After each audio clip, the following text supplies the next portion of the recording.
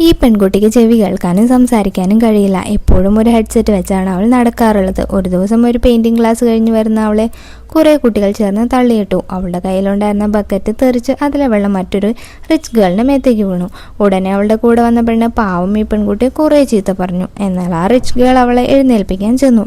എന്നാൽ അവളുടെ കൈത്തട്ടി മാറ്റി ആ പെൺകുട്ടി അവിടെ നിന്ന് എഴുന്നേറ്റ് പോയി.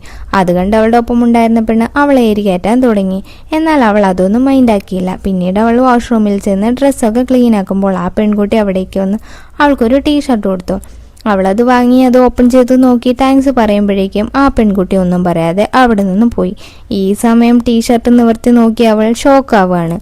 കാരണം ചെവി കേൾക്കാത്ത അവൾ ഒരു റോക്ക് ബാൻഡിന്റെ ടീഷർട്ടാണ് അവൾക്ക് കൊടുത്തത്.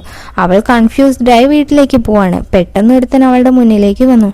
അവനും ആ റോക്ക് ബാൻഡിന്റെ ബിഗ് ഫാനാണ്. ഈ ടീഷർട്ടിൽ അവളെ കണ്ടതും അവൻ അവളെ ഇഷ്ടമായി. ഇതെല്ലാം മറ്റേ പെൺകുട്ടി ദൂരെ നിന്നും കാണുന്നുണ്ടായിരുന്നു. ആക്ച്വലി അവൾക്ക് അവനെ വളരെ ഇഷ്ടമായിരുന്നു. അതിനാലാണ് അവൾ ആ ബ്രാൻഡിന്റെ ടീഷർട്ട് തന്നെ വാങ്ങിയത്. ഈ റിച്ച് ഗേളിന്റെ ദേഹത്ത് വെള്ളം വീണപ്പോൾ വേറെ വഴിയില്ലാതെയാണ് അവൾ ആ ടീഷർട്ട് കൊടുത്തത്. പക്ഷെ ഈ നടന്ന കാര്യങ്ങളൊന്നും അവൾ ഒട്ടും പ്രതീക്ഷിച്ചിരുന്നില്ല. അടുത്ത ദിവസം അവൾ ക്ലാസ് റൂമിൽ വന്ന് അതാലോചിച്ച് വിഷമിച്ചിരുന്നു.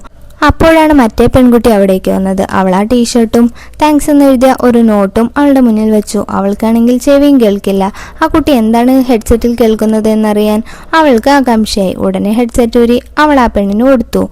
അപ്പോഴാണ് മനസ്സിലാവുന്നത് അവൾക്ക് സോങ്സിന്റെ ബീറ്റ്സ് ഫീൽ ചെയ്യാൻ സാധിക്കുമെന്ന്. ആ സമയം അവൾ നിനക്ക് അവനോട് ഇഷ്ടമാണോ എന്ന് ചോദിച്ചു. അവൾക്കാണെങ്കിൽ കാര്യം മനസ്സിലായില്ല. അവൾ അപ്പോൾ കഴിഞ്ഞ ദിവസം നടന്ന കാര്യങ്ങൾ വരച്ചു കാണിച്ചു കൊടുത്തു. അപ്പോഴാണ് അവൾക്ക് കാര്യം പിടികിട്ടിയത്. ഉടനെ അവൾ അല്ല എന്ന് പറഞ്ഞു. അപ്പോഴാണ് ആ പെൺകുട്ടിക്കും ഹാപ്പി ആയത്.